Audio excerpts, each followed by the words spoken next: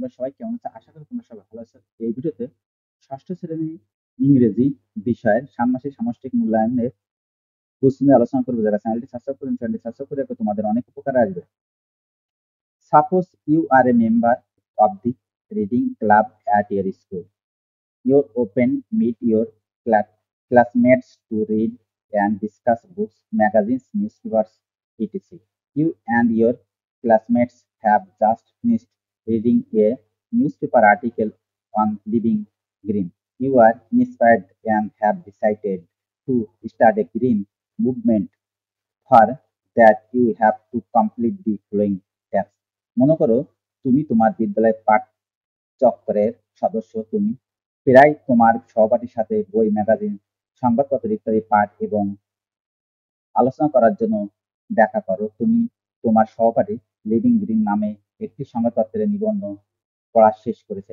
এটা পড়ে তুমি অনুপ্রাণিত হয়েছে এবং তোমার এলাকা সবুজ রাখার সিদ্ধান্ত নিয়েছো। তা করতে হলে তোমাকে নিচের কাজগুলো সম্পন্ন করতে হবে। তারপর ট্যাক্স এক আছে, gate into group of your four and discuss what you may do to keep your community green. Note down the main point of your discussion. ৪ জনের দল গঠন করে তোমার এলাকায় সবুজ রাখতে কি করতে পারো তা নিয়ে আলোচনা করো। আলোচনার মূল বিষয়গুলো নোট রাখো। Task ২, for your better understanding, another important article on going green is giving. Here now read the article individually and complete the following activity. ভালোভাবে বোঝার জন্য গোয়িং গ্রিন নামে আরেকটি গুরুত্বপূর্ণ নিবন্ধ এখানে দেওয়া হলো। এখন এককভাবে নিবন্ধটি পড়ো এবং নিম্নলিখিত কাজটি করো। গোয়িং গ্রিন তুমি এটা করবে। তারপরে ট্যাক্স ৩ আছে, ট্যাক্স ৩ এর ভিতরে এ আছে, বি আছে। তার এর ভিতরে দেখো in your writing you should include the following. তোমার লেখা নিম্নলিখিত শর্তগুলো অন্তর্ভুক্ত করো। তারপর দেখো ট্যাক্স ৪ আছে, ট্যাক্স ৪ এর ভিতরে এ আছে দেখো, বি আছে।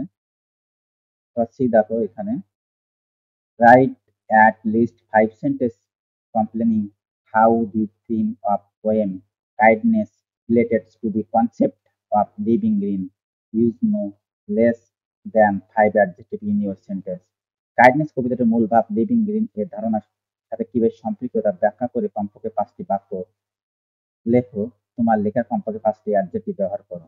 আশা করি তোমরা বুঝতে পেরেছো।